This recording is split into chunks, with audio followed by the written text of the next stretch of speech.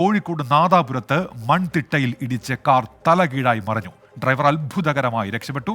നാദാപുരം തലശ്ശേരി സംസ്ഥാന പാതയിലാണ് ഈ അപകടമുണ്ടായത്. ആദ്യം ദൃശ്യങ്ങളിലേക്ക്.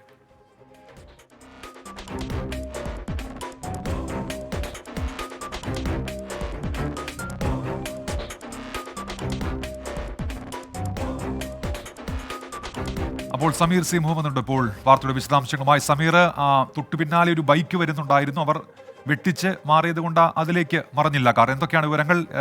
അപകടത്തിൽ ആർക്കെങ്കിലും ഗുരുതര പരിക്കുണ്ടോ സമീർ?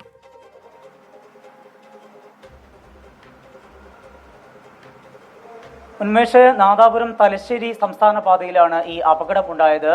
കാറ് നിയന്ത്രണം നഷ്ടമാവുകയും പിന്നീട് അത് മൺതിട്ടയിൽ ഇടിച്ച് തലകീഴായി മറിയുകയുമായിരുന്നു. ഡ്രൈവർ അത്ഭുതകരമായി രക്ഷപ്പെട്ടിരിക്കുന്നു. ഒരു തരത്തിലുമുള്ള പരിക്കും ഇല്ല.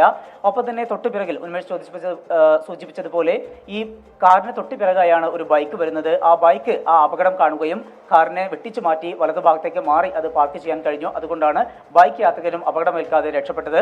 ആ സമയത്ത് എതിർഭാഗത്തു നിന്നും മറ്റു വാഹനങ്ങളൊന്നും തന്നെ വന്നിരുന്നില്ല എന്നുള്ളതും ആശ്വാസം നൽകുന്ന കാര്യമാണ്. ആ ഒരു ദൃശ്യങ്ങൾ കാണുമ്പോഴാണ് ആ അപകടത്തിന്റെ എത്രമാത്രം ഭീകരമാണ് എന്ന് നമുക്ക് മനസ്സിലാക്കാനാവുന്നത്. ചെറിയ ഒരു മഴയുണ്ടായിരുന്നു. ഒപ്പം തന്നെ റോഡ് നനഞ്ഞു കിടക്കുന്ന ഒരു സാഹചര്യമുണ്ട്. ഒരു ചെറിയ വളവ് തിരിഞ്ഞാണ് ഈ കാർ മുന്നോട്ട് പോകുന്നത്.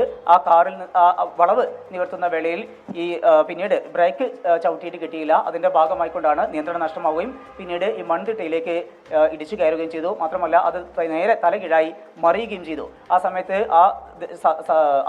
ആ ദിശയിൽ തന്നെയാണ് ഈ ബൈക്ക് വരുന്നത്. ബൈക്ക് യാത്രികൻ വെട്ടിച്ചു മാറ്റി. മാത്രമല്ല എതിർ ദിശയിൽ നിന്ന് മറ്റു വാഹനങ്ങളൊന്നും ഉണ്ടായിരുന്നില്ല എന്നുള്ളതും വലിയൊരു അപകടം ഒഴിവാക്കാൻ ഇടയായിട്ടുണ്ട്.